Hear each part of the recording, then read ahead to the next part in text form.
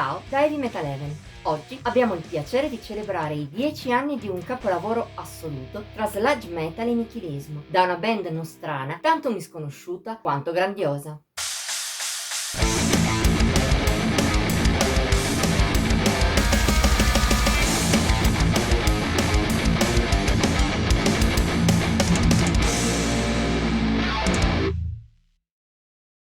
Esistono band che ti conquistano col tempo e con gli ascolti, e altre che invece ti folgorano al primo contatto.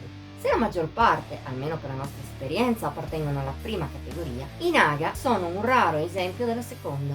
Chi ha scritto questa retrospettiva ancora ricorda molto bene il concerto di questo gruppo di Napoli a cui ha assistito a settembre 2014 in un locale in Ancona che oggi non esiste più. E come, in quell'occasione, col gruppo campano fosse stato amore a primo ascolto.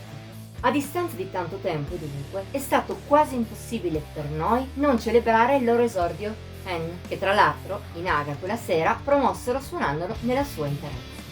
Uscito il 30 marzo dello stesso anno, una decade dopo si rivela ancora meraviglioso e persino incredibile, a partire dallo stile. Il confronto più facile che si può fare da questo punto di vista sono gli Yob. Anche quello dei Naga è uno sludge metal lento, pesante, sporco e nichilista. Tuttavia, rispetto agli americani, il gruppo nostrano mostra un'anima meno quadrata, dilatata ed in flusso stone, oltre che più selvaggia, diretta, distruttiva. Merito non solo di un suono abbastanza grezzo, che però risulta perfetto per la malvagità del gruppo, ma anche di influssi black metal non pervasivi, ma ben piazzati a rendere Hen più d'impatto a livello di atmosfera. Per un suono forse non di spiccata originalità, ma con una personalità forte e splendente. Tuttavia, il vero segreto dei Naga sta nella loro bravura come compositori. Già nel citato comparto atmosferico, il disco è realizzato a meraviglia, con un'oscurità opprimente, a tratti quasi asfissiante, che però non risulta mai monotona.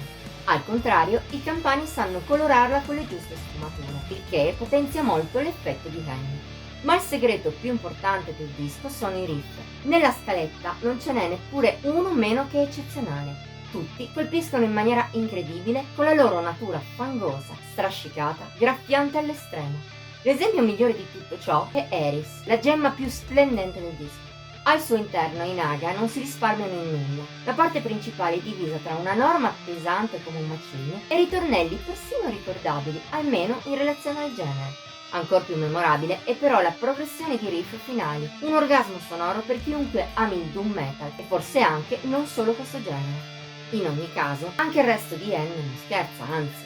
Impossibile non citare pezzi come Naas, opener lenta ma già di impatto grandioso tra strofe depresse, ritornelli aggressivi, nichilisti, una parte centrale più dinamica e un finale catacombale. Oppure la breve Hierofania, dinamica e potente all'inizio, abissale nel finale, sa colpire alla grande tra dissonanze e una bella potenza ritmica.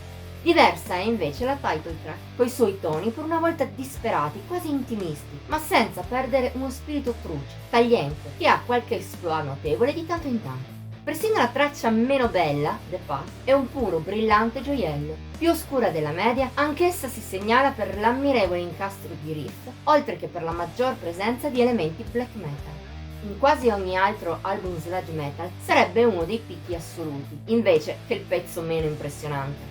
Insomma, alla fine dei conti Hen si rivela un capolavoro senza neppure un brano meno che eccesso, anche volendo includere Vitriol, cupa, malefica e lunghissima bonus track della versione in CD.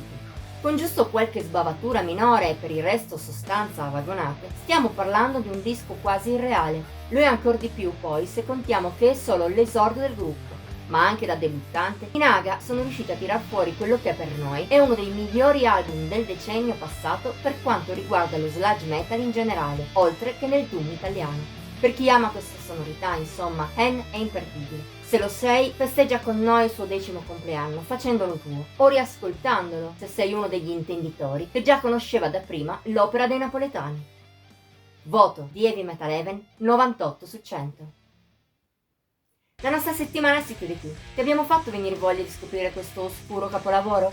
Diccelo nei commenti, oltre a mettere like e a condividere la retrospettiva. In più, puoi iscriverti al nostro canale e attivare la campanella per non mancare neppure uno dei contenuti pubblicati ogni settimana.